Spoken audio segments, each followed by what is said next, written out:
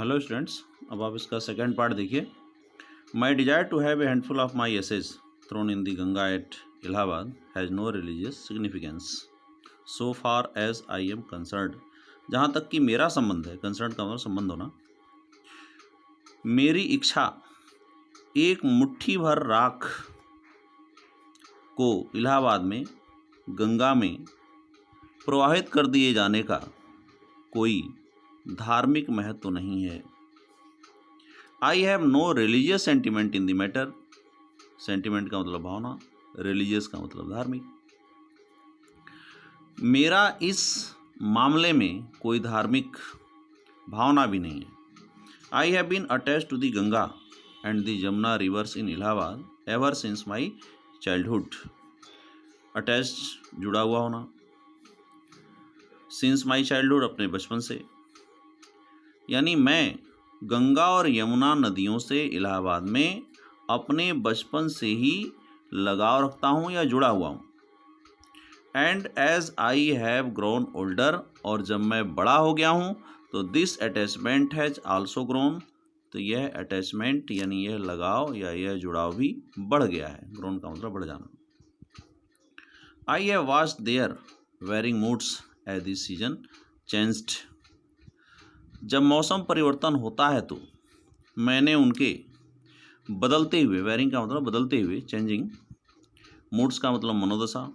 जब मौसम बदलता है तो मैंने उनके बदलते हुए मनोदशा को देखा है।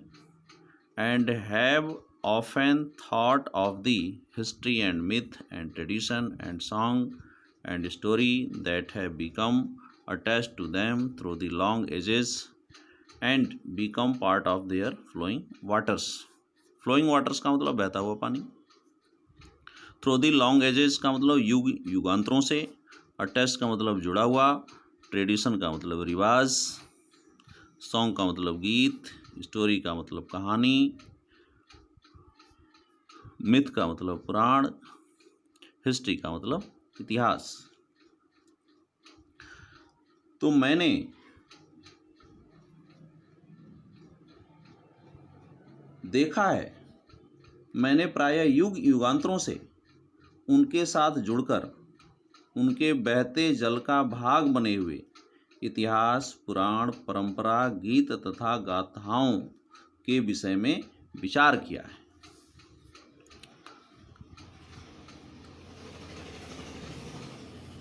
The Ganga specially the river of India. Ganga विशेष रूप से भारत की नदी है, स्पेशली विशेष रूप से। बिलोवेड ऑफ हर पीपल, वहाँ के लोगों की या उनके लोगों की प्रेयसी है, प्रेमिका है, प्रिय है।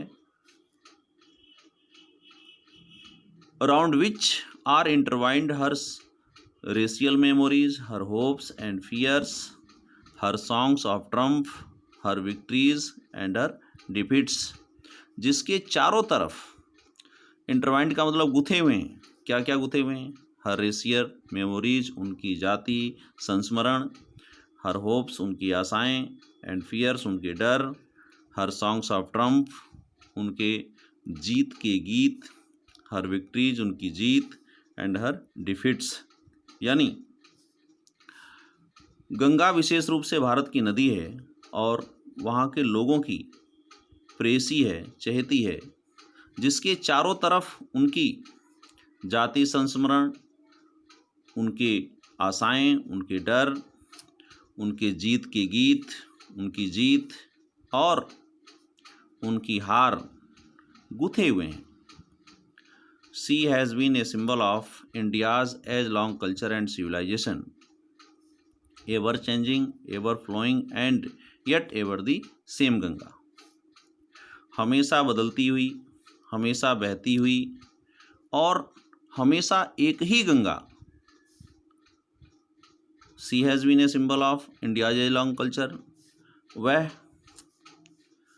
भारत के सदियों लंबे संस्कृति और सभ्यता का प्रतीक रह चुकी है। कल्चर माने संस्कृति, सिविलाइजेशन का मतलब सभ्यता। She reminds me of the snow covered peaks and the deep valleys of the Himalayas which I have loved so much, and of the rich and vast plains below where my life and work has been cast.